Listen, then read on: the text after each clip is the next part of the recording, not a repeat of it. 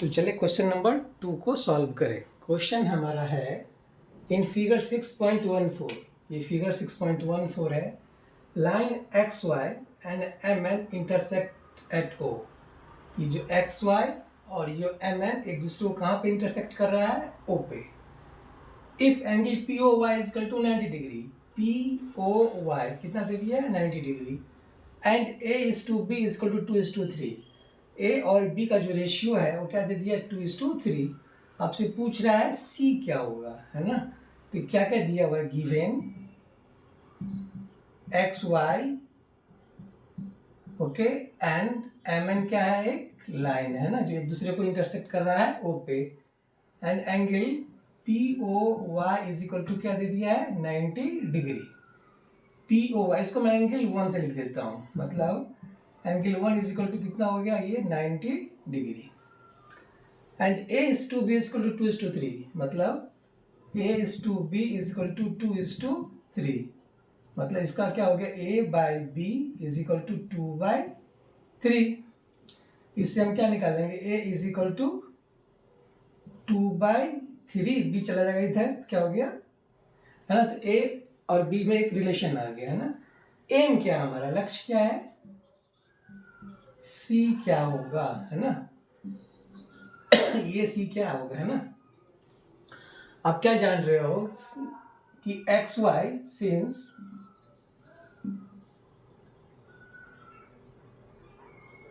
क्या है? X Y क्या है? एक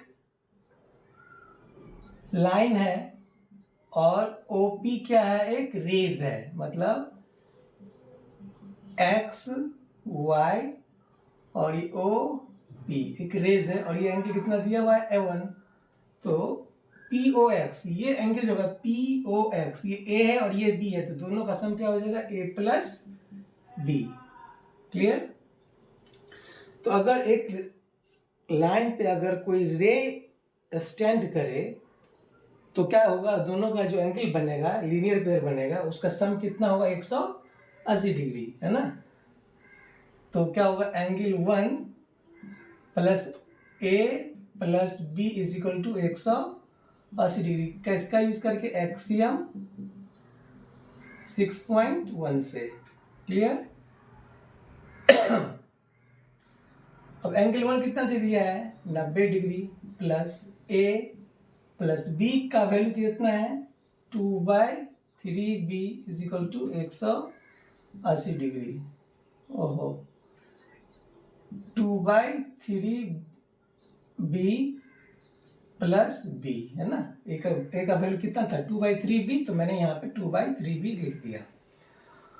अब 2/3b plus B is equal to 180 degree. 90 को उधर ले जाएंगे तो क्या हो जाएगा? -90 डिग्री। इसका एलसीएम कितना हो गया? 3। तो 2b प्लस क्या हो जाएगा? ये 3b is equal to 90 degree. तो 2 प्लस 2 कितना हो गया? 5b/3 is equal to 90 degree. तो b इज इक्वल टू कितना हो जाएगा? 90 डिग्री इंटू 3/5। 5 1 जा 5, 4 5 8 जा 40, है ना? तो कितना आ जाएगा? 18 को 3 से मल्टीप्लाई करेंगे तो क्या हो गया? 54 डिग्री आ जाएगा। तो जो b का वैल्यू आ गया आपका 54 डिग्री। लेकिन हमारा एम क्या है? सी को निकालना, है ना? तो सी कैसे निकलेगा? अब बताओ हमें कि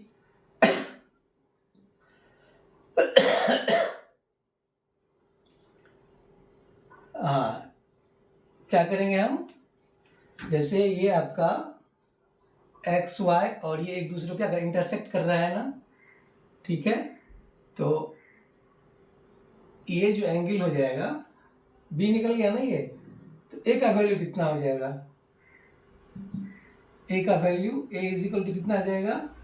ए कितना? 2/3b, तो 2/3 इंटू 54, तो कितना से कट जाएगा ये? 3 एकम 3 3 अट्ठे 18 से, ना? मतलब ये 36 डिग्री। तो ए का वैल्यू कितना निकल गया? 36 डिग्री। ओके, अब इस इक्वेशन से आप समझ लो, इसी इक्वेशन में पुट करते हैं हम, तो हमें सॉरी ये since X Y and M N क्या है, दो लाइन है, मतलब ये आपका एक्स वाई और ये क्या है एम एन, एक दूसरे को कहाँ पे इंटरसेक्ट कर रहा है, ओ पे। और ये एंगल कितना हो जाएगा, ये एंगल आपका क्या है एक्स ओ एन, ये एंगल सी है, ठीक है। और ये एंगल कितना हो जाएगा M O X, M O X क्या हो जाएगा ये एंगल 1 प्लस ए होगा ये, है ना। ये जो एंगल है वो एंगल 1 प्लस एंगल ए, तो आप क्या जानते हो कि angle C is equal to क्या हो जाएगा angle 1 plus angle A vertically, sorry opposite angle, किसका यूज करके, थ्योरम 6.1 से।